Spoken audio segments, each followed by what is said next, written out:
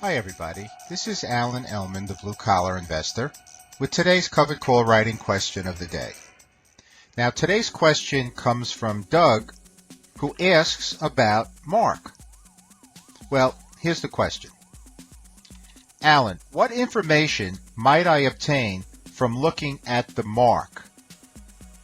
And wouldn't the mark decrease with time as we get closer to expiration?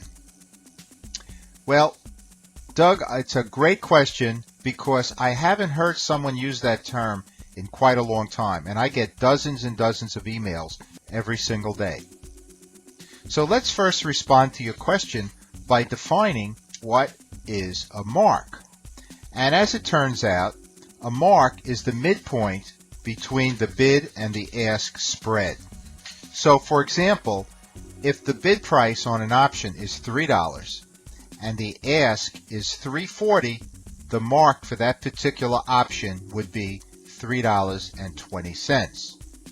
Now the actual spread will depend more on the option liquidity, or how many contracts are being bought and sold, more than it does on the time to expiration. So even as you approach expiration, you can have a very wide bid-ask spread, which would dictate the position of the mark.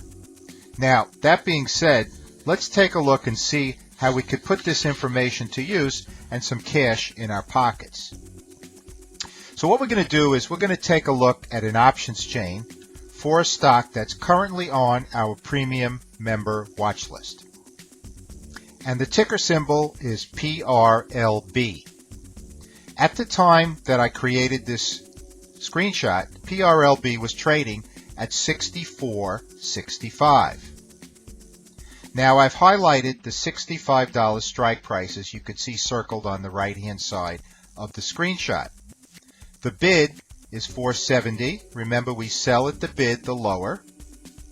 And the ask is $5. We buy at the ask and sell at the bid. That makes the spread 30 cents. Okay, well, what does this have to do with the mark then? Well, if we take a look at the bid-ask spread of 30 cents, that would make the mark for PRLB $65 call option at $4.85, right in the middle between $4.70 and $5. Now, if we put in an order to sell that option at $4.85, we're not likely to get executed. However, if we put in a limit order to sell slightly below the mark, slightly below, at let's say $4.80, we have a very good chance of getting that option trade executed. And if it is executed, that puts an additional $10 per contract into our pockets. Now, these $10 and $15 and $20 additional profits will add up over time, and that cash is better off in our pockets than in the pockets of the market makers. Now, if you're going to use this strategy, it's based on an SEC regulation called the show or fill rule. And what that means is the SEC requires the market makers to publish a price that improves the market. That means if somebody places an order in between the bid and the ask.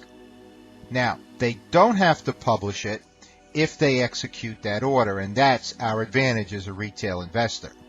So if we're going to take advantage of it, one of the rules is we cannot check the all or none box in our trade execution form.